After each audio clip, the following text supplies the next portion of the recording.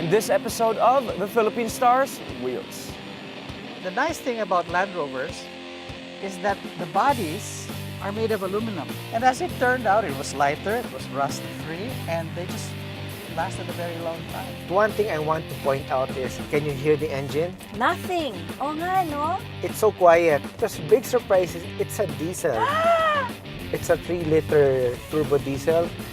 And Wow, it so much develops, torque. oh yeah, 600 Newton meters, baby. Oh my gosh! We were just a bunch of hobbyists. All right. Yeah, we started as users of small e-bikes, and then we decided to build our own big e-bikes. It's something special because when I saw it from outside, it looked like a Fortuner. When I went closer, it looked like a mini Fortuner. When I got inside, it looked different. A lot of people are calling it a baby Fortuner. So this is Toyota's first ever entry into the subcompact SUV market. Hey guys, I'm on the way. See ya.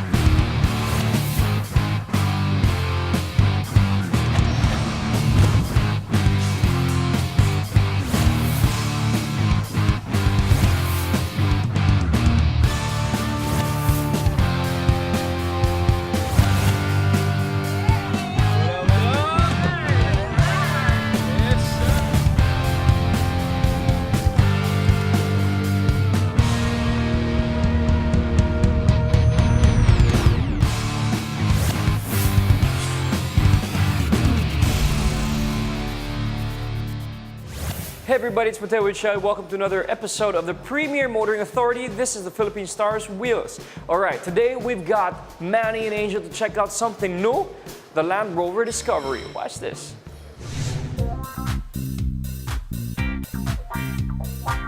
And what I have here is the immortal Disco One. And this is, of course, through the kindness of a good friend of mine, Attorney Leo Dominguez. Hi, Leo! Hi, Angel. How are you? Good! When did you get this ba?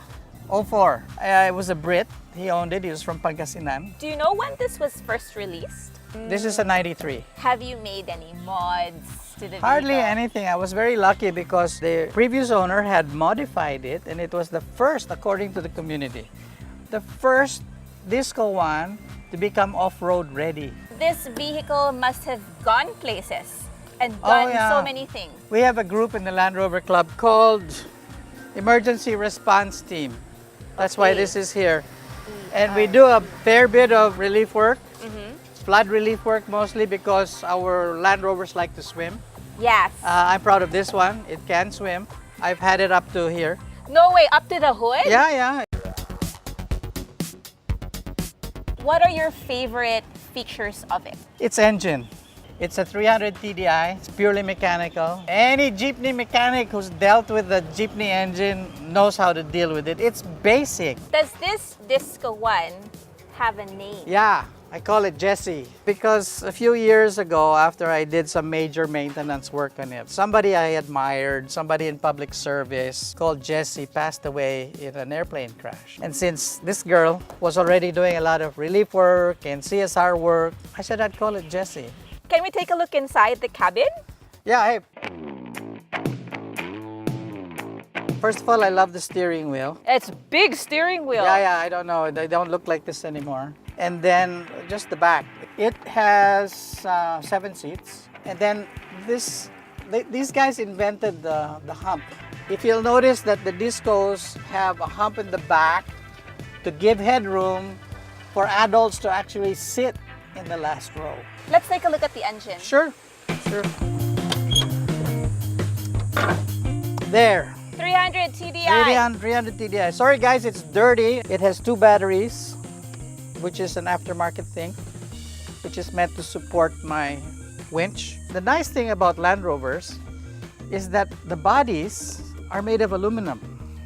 Oh. From the beginning of time in 1948, Land Rovers were made out of aluminum bodies because the only material that was in abundance in England after World War II was aluminum for building airplanes. And as it turned out, it was lighter, it was rust-free, and they just lasted a very long time. So Leo, what are the things that are important to you when it comes to rover culture, your disco? We do a lot of stuff relating to relief. That's why we have this relief mission work with the emergency response team. We've been involved in quite a few relief projects that has taken us around the country. And we've also been able to develop relationships with an elite 4x4 group from Malaysia that has first responders. In partnership with AirAsia, we have flown those Malaysian first responders, 4x4 guys, a lot of whom are Land Rover guys, To the Philippines? to the Philippines. And they've helped us in Habagat in Hagonoy. They came for Pablo in Davao. Oh yeah, Typhoon Yeah, Pablo. they flew in about 12 of them. They helped us in Bohol for the earthquake. And then what, in less than a month, we had another problem in Yolanda, and they came back. They came Wow. back. Yeah. Amazing! More power to you guys. Thank you. Thank Thank you you. so much.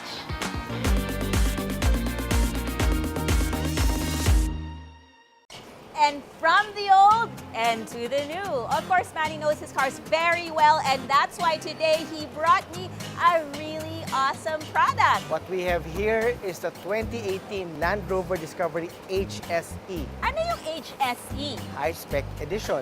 Naka naman! Let's try going for a spin. Let's drive this baby. All right, let's go.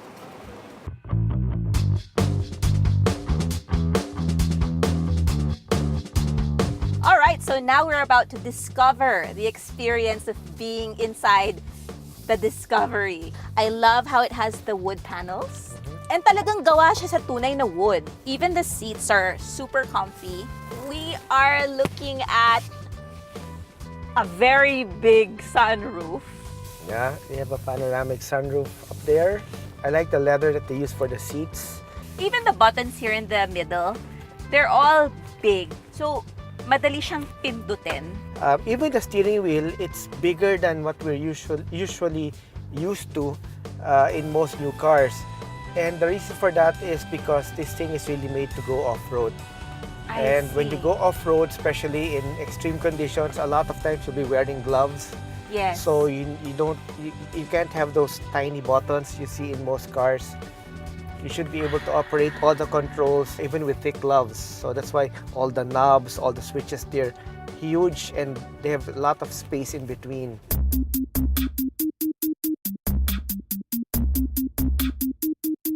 Everyone has their own climate control. The driver, front passenger, people in the back, people on the left, people on the right. They can choose their own settings. That's right. This thing is also often used in the desert, and we got to sit in the back seat earlier, and the aircon there was really powerful. Yeah. The sound system naman looks really posh as well. It's Meridian, which is one of the highest end audiophile brands you'll find ever. It's a very expensive system. They're actually popular with home hi-fi enthusiasts. So it's actually fantastic to have it in the car.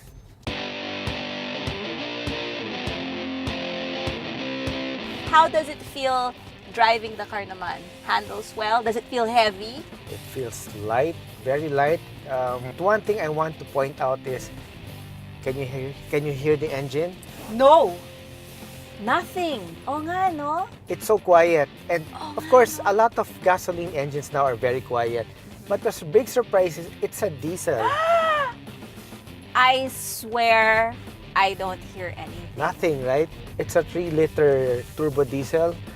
And Wow, it so much develops, torque. oh yeah, 600 Newton meters, baby. Oh my God! When we were walking around the car earlier, how did you find the styling? I thought it looked really nice. Looks very modern. But what about the price point? Well, it's a Land Rover, so it's pretty much a luxury car. I believe it retails for 7.9 million or just under 8 million. And you can bring 6 people, 6 passengers. I think up to 7. Do you feel the ride when we go over those cobblestone humps? So it's very smooth, no? Very smooth. I am expecting a certain kind of feeling when we go over that hump, but it feels cushioned. Another thing I noticed is that yung switches nila for the windows are here on top of the door right next to the window. Well, I think we can call it a quirkiness of British ergonomics. You wouldn't expect to see the power window switches mounted way up Yeah. and the door handles mounted way below. So it takes some getting used to, but of course, if you own the car, you get used to it pretty fast. Right, and I guess it makes you feel more unique. Yes.